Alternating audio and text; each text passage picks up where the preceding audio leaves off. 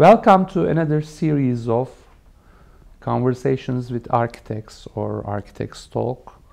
Today we have a very valuable, distinguished guest, a neighbor actually, geographic neighbor, Habibeh Madjdabadi. Did I pronounce it? Perfect. Good. Okay.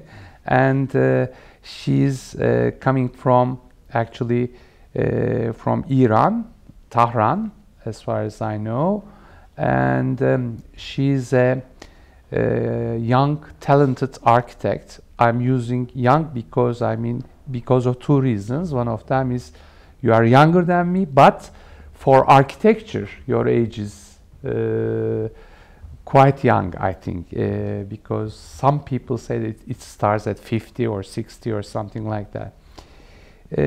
So welcome to the series. When I look at your web page, what I noticed is you are underlining the significance of culture and geographical matters as well as materials. I think that makes you unique in this sense in the international scene. Is it so? First of all, thanks for having me. It may sound unconventional, but I am an architect with almost no interest in building and the construction industry. What I like about architecture is the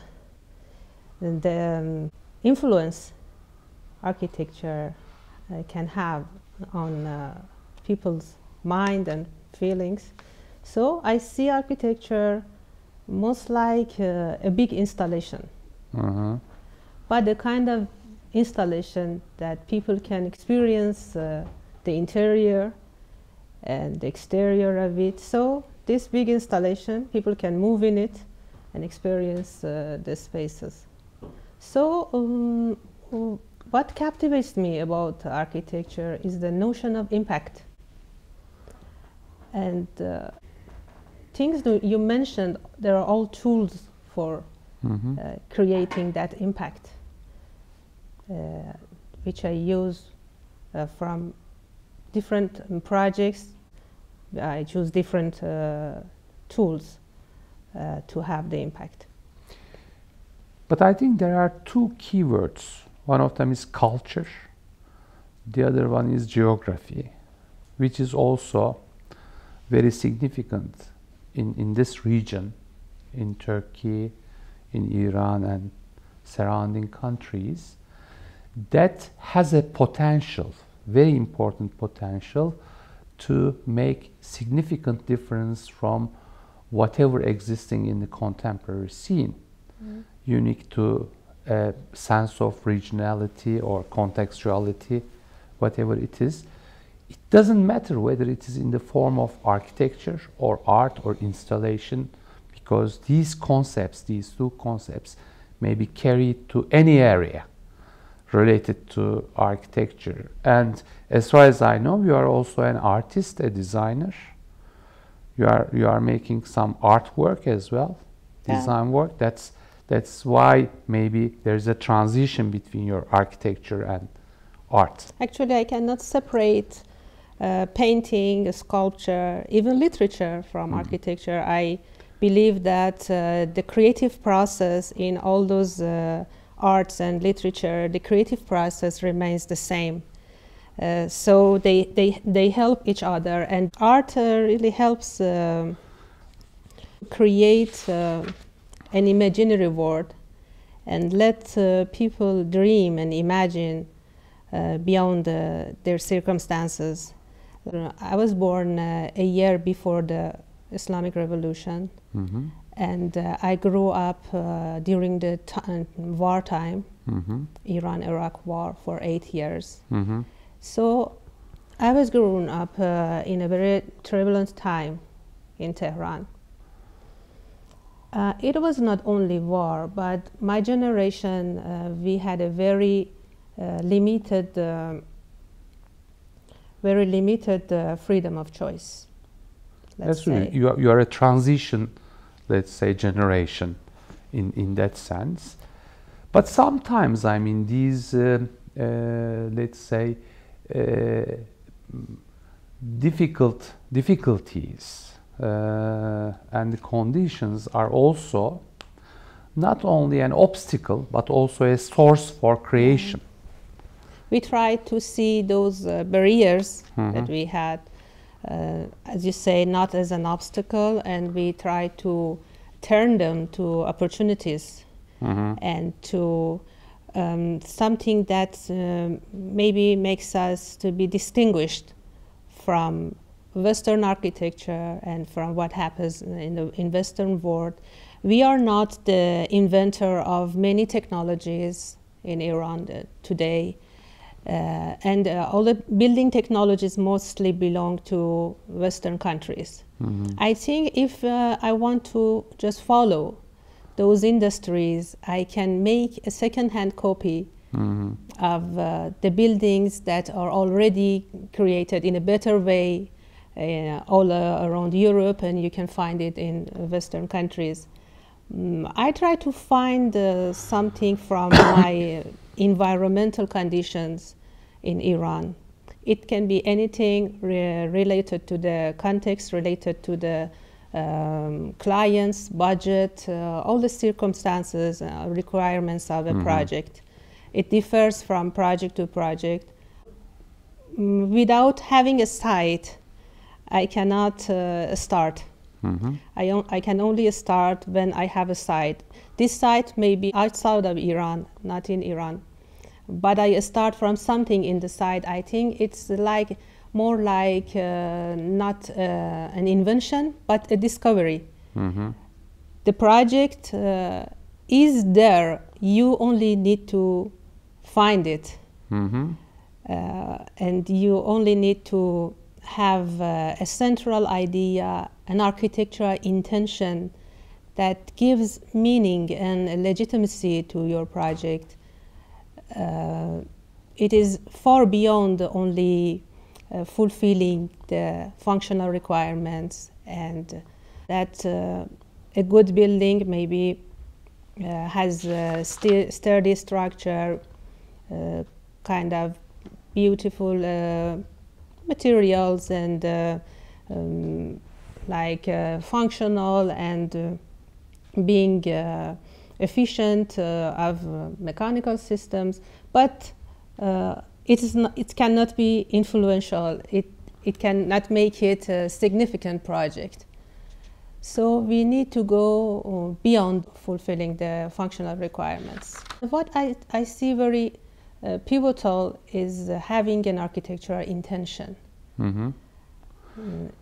A special characteristic, something that can influence, engage people's minds and feelings, and can have the potentiality to inject tension into norms and routines that are accepted in the society, to make them have critical thinking and to raise questions. I think that's very important because when you say critical thinking, it is not only a way to understand and evaluate an architectural product, but also it's a process that you stick on while you are designing. So every design is a critical process as well. So you decide not only what to do, but also at the same time what not to do, and try to identify the borders. So in this sense, I think this tradition, locality, or the tension between locality and global scale becomes a major reference. Is it so? Let me explain how I look to the history and traditions. Some of the aspects of our history, they finished in the past. There may be some problem, engineering problem, structural problem that they find solution with arcs and with shape of the architecture. So when we talk about history, I don't talk about the shape. Okay. of historical architecture. Some of the aspects, they continue during time to the present, like geographical aspects. In Tehran, we have a very harsh sunlight. Climate conditions, yeah. So architects in 1,000 years ago faced the same problem and same geographical matters, and I face the same geographical matters today. So I can be inspired from my ancestors. In some of the architecture, some of the historical aspects, they continue to the present time, but some not.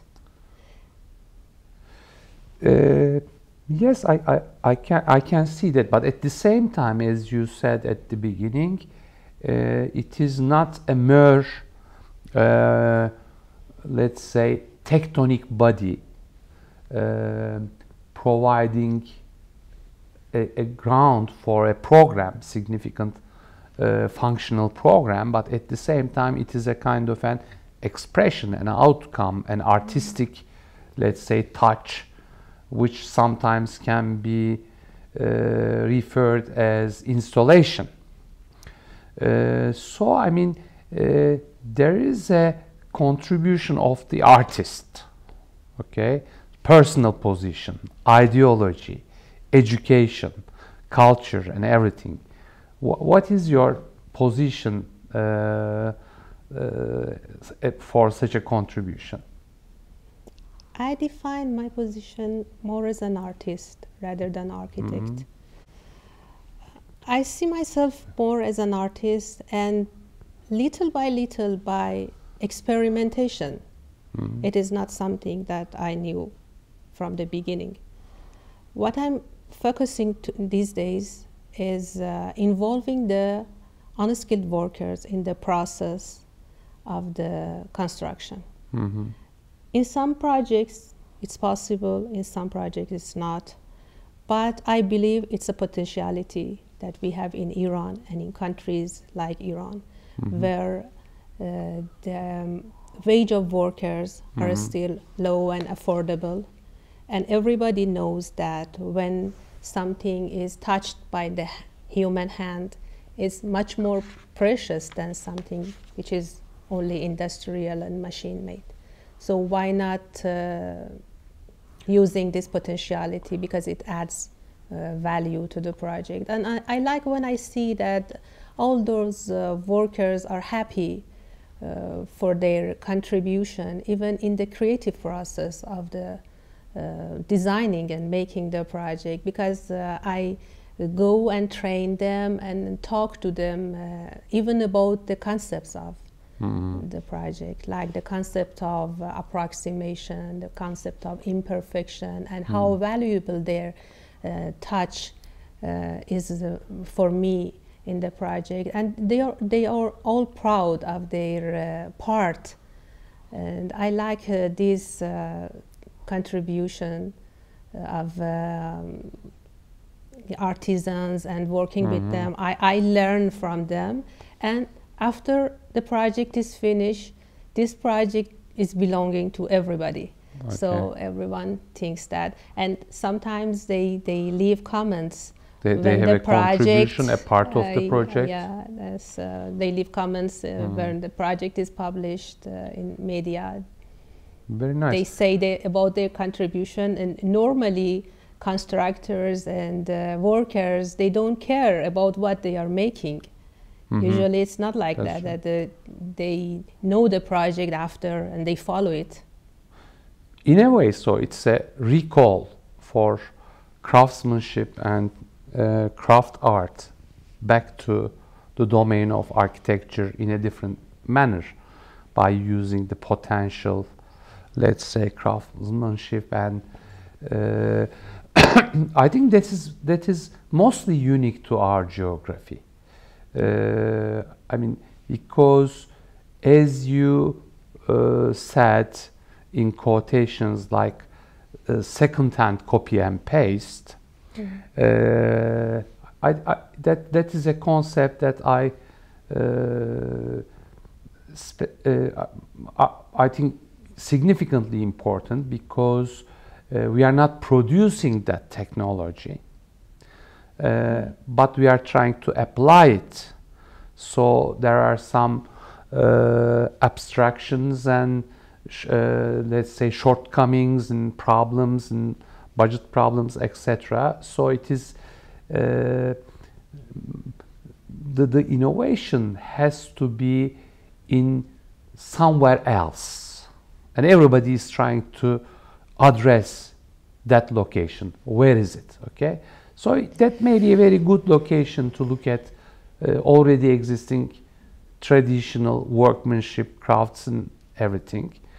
But I think it is coming up with a new language and new, let's say, understanding. So it is not a mere divergence from modern architecture. It's a new language, and the control of this language is in the hand of the architect. That's true. We gave freedom to workers, but it's kind of limited and defined freedom, or defined to what extent they have freedom in shaping the building components. There's a meta language. Yes. I can give you examples in nature. In nature, nothing is perfect. Or everything is perfect.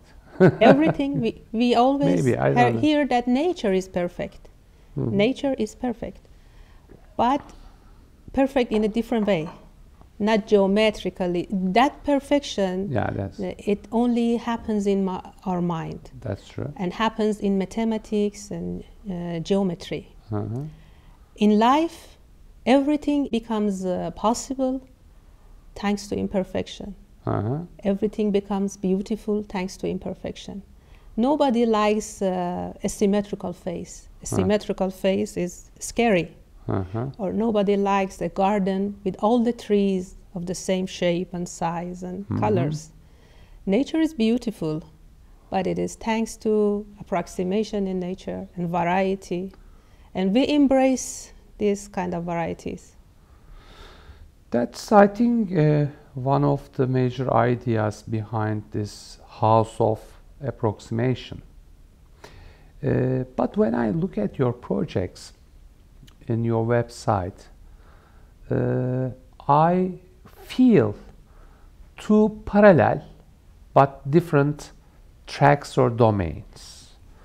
One type of project, like house of approximation, is more related or near or adjacent to arts and, let's say, expression, whereas, I mean, there are more conventional ones, like some of the museum projects, or they are like buildings, I mean, office buildings, etc. So these are, I think, two parallel, competing axes. How do you evaluate that? I want to tell the whole story and reflect back to when I graduated. After I graduated, and they do not differentiate according to the timeline. They are parallel to each other. Different by their scale. That's true. Different by their scale. After I graduated, I started participating in different competition at any scale, from museums, large scale buildings, and large complex. You won one. I won the first one. Just after graduation. I won the first one. I had this naive idea that I will win all the subsequent, and the route will be very smooth and to success. But it was not like that. It was very much more complicated. For a decade after my graduation, I constantly designed for competitions. In competitions, they put mostly large projects, like museums, some projects that they can be only shaped in their imagination, and they cannot make it real, because all the competition, although in many of them we won, but they all remained on paper. But there were many unbuilt but nice projects. as there I are many recognize, unbuilt. yeah. The reason is the competition organization is Iran. It doesn't work good. They have a very bad organization, and they don't actually want to make it happen. They just put income. But the experience of those times, the decade-long just designing remained with me, and it gained trust and credibility for attracting some clients. In real world, in a real profession, we faced small projects, housing projects, office buildings. Those projects regarding the rules and regulations and municipality, usually there are box shape. So you cannot be creative with a form, and you need to find a way how these buildings can be something more than something routine, and how we can distance from the routine and box shape residentials. We have only one facade normally to work on. Yeah, I recognize very that as well. Limited creativity in the interior spaces. But this house, the house of approximation, it was a private house for a father and his daughter. She was a painter. So I had a kind of freedom in designing. Did you that work house. with the father or the daughter? The father. Okay. The father. He was a good client. When he came to my office, he said, the first thing he said that, I don't want a house, I want an artwork. So some clients can take the best of you, some of them can take the worst of you. That's true. So it depends. Also was he also happy with the end product? He was really happy because first of all he liked the vegetation on the facade, because there was a very small land. He liked green spaces, but he had no space to put them. So I suggest vertical garden. Yeah, and he liked when he sits in the balcony, he can have privacy, and, but he can have a view to the outside. But it was challenging to convince him why we should cut all these 3,000 pieces of wood on the facade by hand. Why just don't give it to the factory? And we had long discussions to convince him. Finally, he was convinced. I told him, if you want a unique piece of work, if you want your project to be unique and unrepeatable,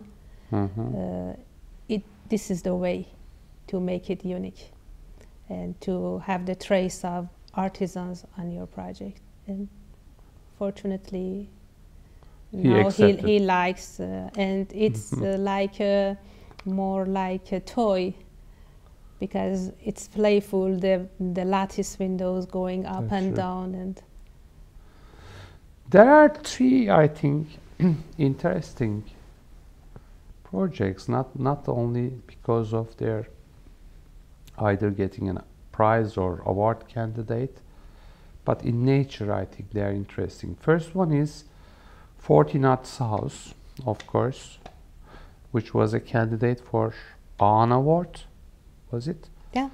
The second one is, I think, this Rıfat Çadırcı prize. Was it a museum for modern art, more Arabic art? And the third one is the Little Game, the exhibition in Venice Biennale. Is it what was it? What have you done in Venice Biennale? It was an exhibition of some of our projects. I don't know what you refer to. Was it titled to Little Game? Little Game. It was an exhibition of Iranian contemporary architecture, some projects by Iranian architects. And you were the part of it? I was the part of it, yes. So when you look at the unity, the totalness, wholeness of the exhibition? Where did you see yourself? I see we have many barriers in Iran for young architects and for my generation. But there is... but also there are very good architects, contemporary architects, as far as I follow. I want to tell you about my generation and the generation, the new generation, because I'm not young, as you said. There is another generation coming with very good projects, and we really hope for them.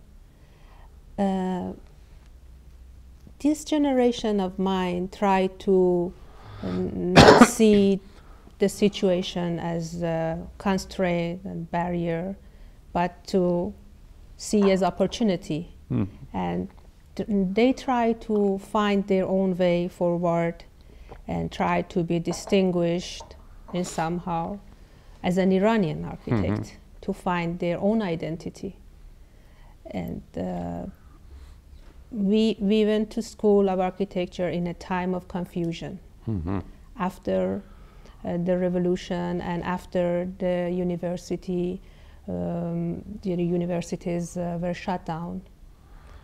And they reopened with a radical new change, approach. It was a radical change. And they reopened, they had a new approach. It was a time of confusion. And there was not any intellectual trend, a special intellectual trend among the professors. Some professors were influenced by modernism, some of them leaned to postmodernism, some advocated the return to traditional historical architecture, but none of them was a good response for the situation we were facing in Iran. And my generation tried to find the Iranian contemporary identity, which relates to all the restrictions we already have, and how it relates to the rich historical architecture we had and the rich culture, Iranian culture. What do you see when you look at the contemporary architectural condition in general and urbanization in Iran?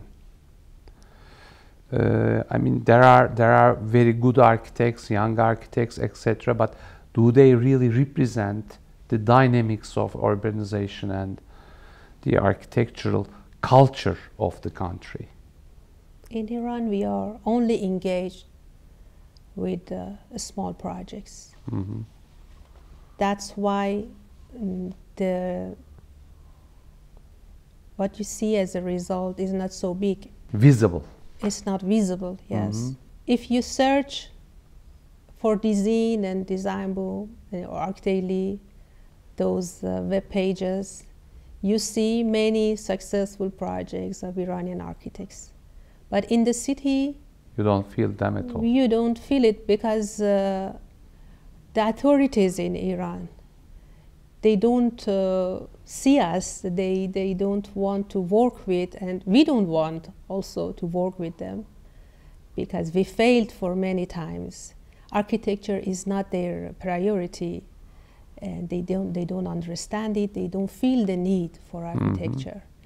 And imagine after revolution, after the era of the post-war era and post-revolution era in Iran, they considered architecture as a luxurious profession serving only for wealthy elites, and it's not necessary, it's not vital. It's a fantasy. It's a fantasy. So we are working not with the help of authorities, despite authorities. So we are struggling despite authorities. That's the problem. You don't see the result of this struggle of young architects and the struggle of my generation when you walked in the city. Just recently, I took part in a competition for a very famous square in Tehran. I knew from the very beginning that we get to no result with these city managers. But you did the competition. But I did the competition because I wanted to leave something behind me. I want to say what I think about this very important square, which is located in the longest street in Middle East. You may heard of Valiester Street. So it is the street which belongs to the collective imagination of people from Tehran. I took part in that competition, and after it was finished, they only putting some lights in the square and totally forget about the result. We won the competition, but they put it aside and they didn't. There are similar stories in Turkey and all around the world, but I think this is in this geography it is kind of extreme, and it is hard to see the otherwise examples. I mean, where governments and institutional bodies supports architectural research, critical culture of architecture with alternative ways. I mean, that is missing, because the other case is maybe seen in any places, but also they have alternatives. That's I think very important. So what is the reaction of the people living in the city about architecture? I mean, is there can we talk about a kind of a significant population backing up for a kind of a new architecture, or trying to improve the quality of architectural production? These years, first like 20 years ago or 30 years ago, before people had access to internet, we were living in isolated situation, and our country was totally isolated. Doors were closed, and there were no tourists, and people travel very little. But nowadays, because we have access to all the good architecture, and people travel a lot, and they see examples outside, and they see the result of some talents in Iran. The only part that supports that quality architecture, let's say, are some of the clients, but some selected clients, not everybody. Yeah. They are. But things are changing. Things are changing. People of Iran, they can make a better Iran. Yeah, I think that is what we most of the time confront as architects, in different degrees, of course, in the different manners, that confrontation. So what do you see about Turkish contemporary architecture and the cities and Istanbul? Istanbul, I love Istanbul. I can tell you from two perspectives. From a perspective of an architect and of an Iranian. As an architect, I see Istanbul a very vibrant city, and unlike any other cities that are flat and orthogonal and grid-like, where you explore only in 2 dimensions, I explore Istanbul in 3 dimensions, because it's built up the hills, and it's sculptural. Like, you can have a 3D dimensional experience exploring the streets, and there is always a surprising scene behind every turn. So it's very inspiring, and the blend of from historical to contemporary architecture, it's a beautiful blend. As an Iranian, I think we share many things in common when it comes to our culture and history, even cuisine. We share many things in common, and after revolution, many Iranians come to Istanbul just to seek the freedom they don't have at home, and to we also have lots of Iranian students in our universities, you know. I can say I had lots of Iranian. You can see Iranian students anywhere in Europe, in Turkey, true, in Canada. That's true. In United States, they want to go forward, but normal people, they come to Turkey just to breathe fresh air, just for a little bit freedom. You know, when I first put my feet in Istanbul, I was 9 for a family vacation. So the city holds sweet memories from that family vacation. And then every 5 years, every 2 years, when I come back, I see a big change, and I see improvement, and I see new face. Recently, I come to Istanbul frequently, and when I'm here, I don't feel like a stranger. I feel home. That's very nice. There is an architectural magazine in Tehran, in Iran, Memar. You are in the board, as far as I know. And it is, I think it's a periodical, and looking at that collection and articles, how do you see the critical, let's say, culture of architecture in Iran? Memar magazine used to be very influential, maybe the most influential magazine in Iran. When I graduated in 2003, I started collaborating with this magazine, and the atmosphere of the magazine was very much electric. There were leading architects frequented there, and there were architectural debates, competition discussions, and for me, as a young architect, it was really attractive. And it had the manager, the magazine led by a very charismatic woman. She was not an architect, but she was a very charismatic journalist and writer. And what was her name? Sohila Beski. Sohila Beski, yeah. Unfortunately, she passed away.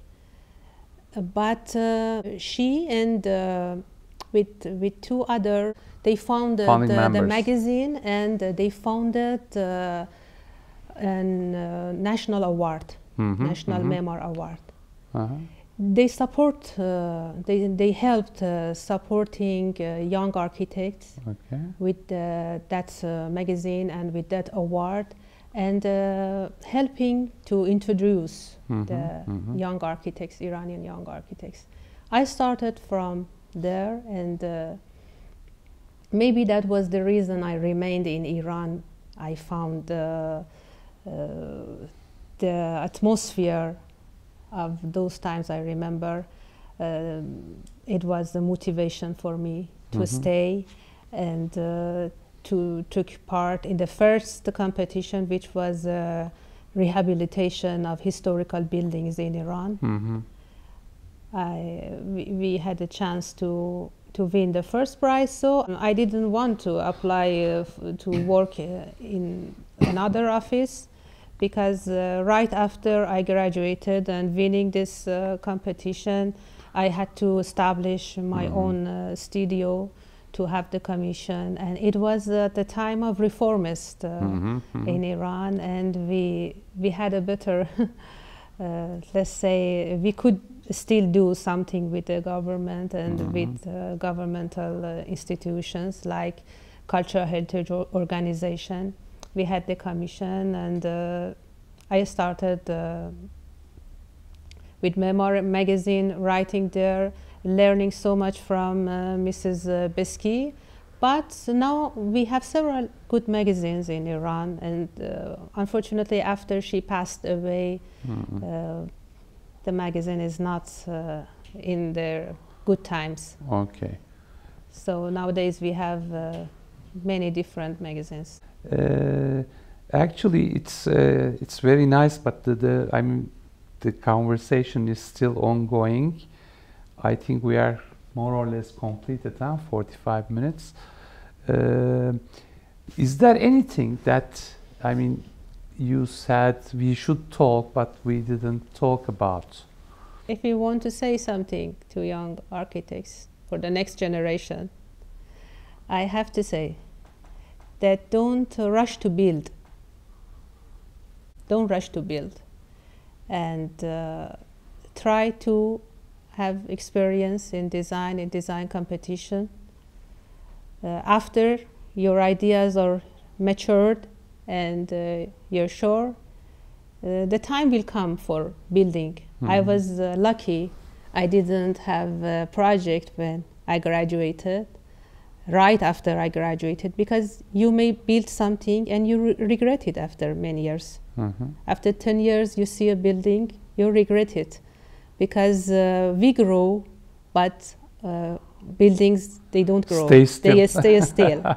So I think it's good that I didn't build anything for 10 years. And because the time will come and we don't need to rush for building. Okay, I think this is a good suggestion, which is very valid. After 14 Nuts House had a chance in Aga Khan Award, I travel a lot to present 14 Nuts House and Approximation House and my other projects in many different countries. Although it's not easy explaining, it's the hard part is explaining, but the part I like is meeting people, and getting to know new architects whom I feel very close with. Sharing ideas. Yes, we share ideas, and I see that I'm belonging to this tribe of architects. So I feel very close to them, and I'm glad there are more similarities than differences. There are more similarities with architects, because we share same interest. We talk about cinema, we talk about literature, we talk about places, culture. More similarities, even more than people from my own country. That's true. Yeah, so I think we are a tribe. Yeah, that's true. It's a good way to finish it, I think. Thank you for being with us. Hope to see you more frequently in Turkey. Thanks for inviting me. Okay. Thank you.